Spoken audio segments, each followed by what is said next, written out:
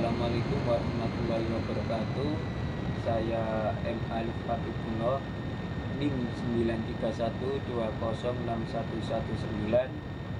yang mana akan mereview kelompok 12 yang berjudul Instrumen Pengawasan Syariah di Indonesia.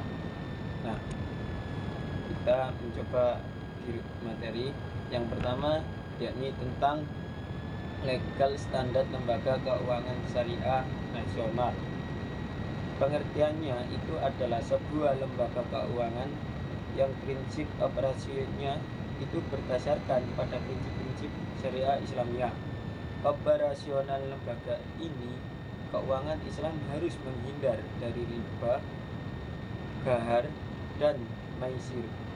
Nah, tujuan utama mendirikan lembaga keuangan syariah itu adalah untuk menunaikan perintah Allah dalam bidang ekonomi dan muamalah, serta membebaskan masyarakat Islam dari kegiatan-kegiatan yang dilarang oleh agama Islam, seperti kayak bank-bank yang ada riba, kayak bank-bank yang lain. Itu insya Allah tidak berbasis Islam, ya di situ kemungkinan ada, tetapi di keuangan syariah ini benar-benar mengatur dengan keislaman, jadi tidak ada yang namanya riba. Dalam keuangan syariah itu, menurut Dewan Syariah Nasional atau DSN, adalah lembaga keuangan yang mengeluarkan produk keuangan syariah dan yang mendapat izin operasional sebagai lembaga keuangan syariah. Perkembangan lembaga keuangan syariah baik maupun non-bank itu diikuti dengan perkembangan regulasi mengenai hukum ekonomi syariah yang merupakan payung hukum berlakunya lembaga keuangan syariah di Indonesia.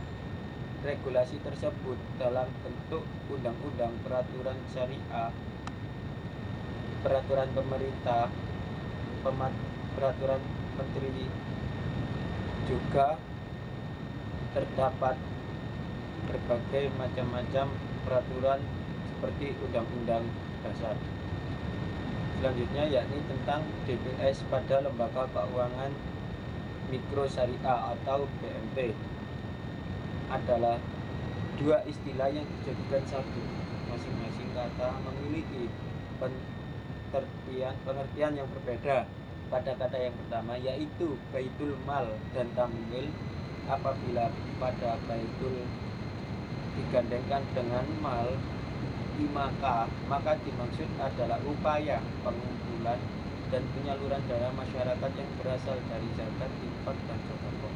Sedangkan apabila dikaitkan dengan tamwil, maka yang dimaksud adalah upaya mobilisasi dana masyarakat, baik itu dalam bentuk pengumpulan dan penyaluran dana yang bersifat komersial.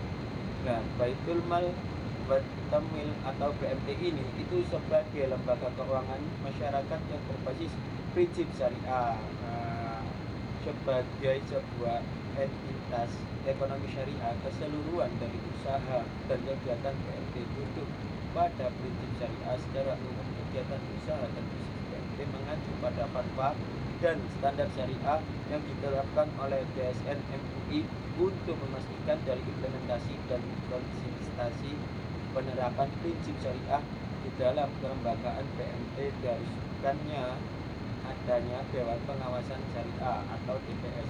Peran DPS adalah di dalam BMT itu mengoperasional BMT agar sesuai dengan prinsip syariah mengenai nilai dan pengawasan penerapan prinsip syariah, serta turut dalam mensosialisasikan bank syariah.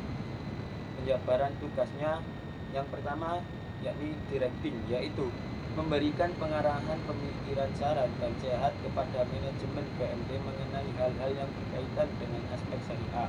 Yang kedua yakni reviewing, yaitu mencermati, memeriksa, dan melihat implementasi fatwa ada operasional BMT.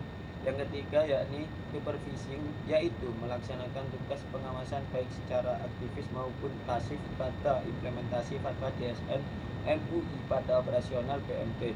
Yang keempat yakni tentang mitigating, yaitu sebagai perantara antara PMT dan DSN dalam mengkomunikasikan usul dan saran pengembangan produk dan jasa yang memerlukan kajian fatwa dan DSN. Ya, yang kelima yakni marketing, yaitu di mana sosialisasi dan edukasi kepada masyarakat tentang PMT.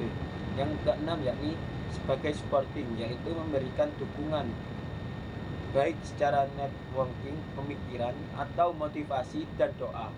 Yang terakhir yakni DPS menjadi nasabah penyimpanan atau penyaluran dana di BMT dan lembaga keuangan syariah.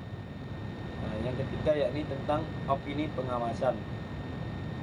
Dewan Pengawasan Syariah menjelaskan apa yang harus diperhatikan agar menjaga konsistensi dan kedudukan dalam memberikan atau memutuskan opininya sebagai berikut, yakni yang pertama, DPS anggota BAN, artinya DPS tidak tunduk di bawah kekuasaan administratif. Yang kedua, DPS dipilih untuk ditunjuk oleh RUPS atau rapat umum pemegang saham. Yang ketiga yakni kaji para anggota DPS ditentukan oleh RPUPS.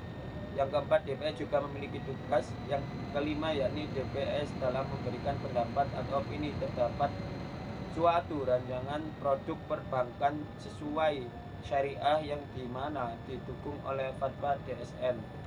Cukup sekian review dari saya. Wassalamualaikum warahmatullahi wabarakatuh.